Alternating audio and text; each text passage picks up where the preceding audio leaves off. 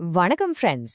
நீங்க இப்போ இன்டெஃபினிட் இன்டெகிரல்ஸ்ல கொஞ்சம் கம்ஃபர்டபிள் ஆயிருப்பீங்க, ரைட்? கரெக்ட். இப்போ அடுத்த லெவலுக்கு போக நேரம் வந்துருச்சு. ஒரு சூப்பர் பவர்ஃபுல் அப்கிரேட், தி டெஃபினிட் இன்டெகிரல். இந்த எக்ஸ்பிளைனர்ல நம்ம என்ன பார்க்க போறோம்னா, ஃபர்ஸ்ட் இன்டெஃபினிட்க்கும் டெஃபினிட் இன்டெகிரலுக்கும் என்ன டிஃபரன்ஸ்னு பார்ப்போம். அப்புறம் அதோடைய மெயின் பர்பஸ், அதாவது ஏரியா கண்டுபிடிக்கிறத பத்தி தெரிஞ்சுக்கலாம். அப்புறம் ஃபார்முலா, ஒரு step by step example, and finally avoid பண்ண வேண்டிய common mistakes. Let's start. Alright, first topic indefinite versus definite. இது எப்படி தெரியுமா? ஒரு கேம்ல நீங்க கேரக்டர் கிரியேட் பண்றீங்கல்ல, அது ஒரு டெம்ப்ளேட் மாதிரி. அதுதான் indefinite integral.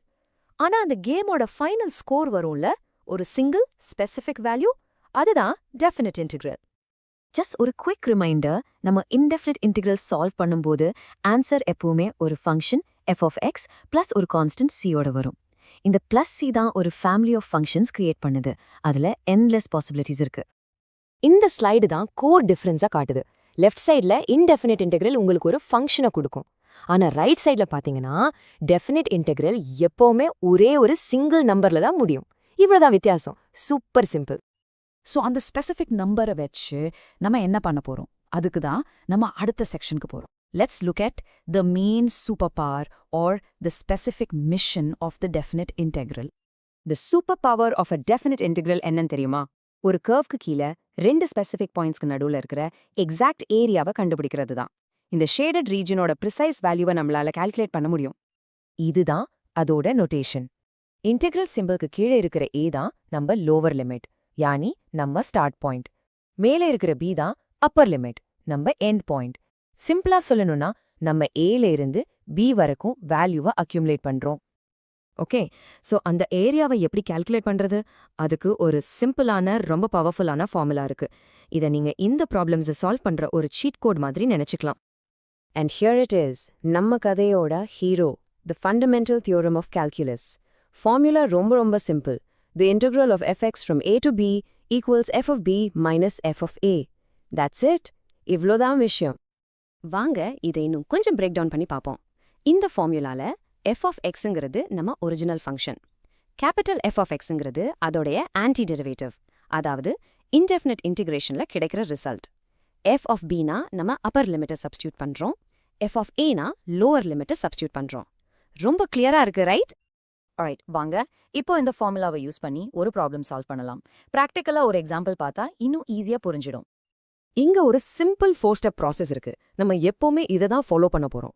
First anti derivative கண்டுபிடிக்கணும். அப்புறம் அப்பர் அண்ட் லோவர் லிமிட்ஸை சப்ஸ்டியூட் பண்ணணும். ஃபைனலா அந்த ரெண்டு வேல்யூஸையும் சப்ட்ராக்ட் பண்ணணும். That's it.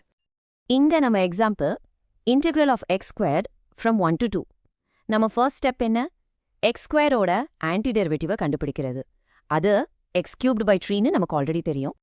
நெக்ஸ்ட் நம்ம லிமிட்ஸை பிளக் இன் பண்றோம். நம்ம அப்பர் லிமிட் 2 சப்ஸ்டிடியூட் பண்ணும்போது f of 2 equals 8/3 கிடைக்கும். அதே மாதிரி லோவர் லிமிட் 1 சப்ஸ்டிடியூட் பண்ணும்போது f of 1 equals 1/3 கிடைக்கும். Pretty straightforward, right? இப்போ ஃபைனல் ஸ்டெப்புக்கு வரோம். f of b minus f of a, அதாவது 8/3 minus 1/3.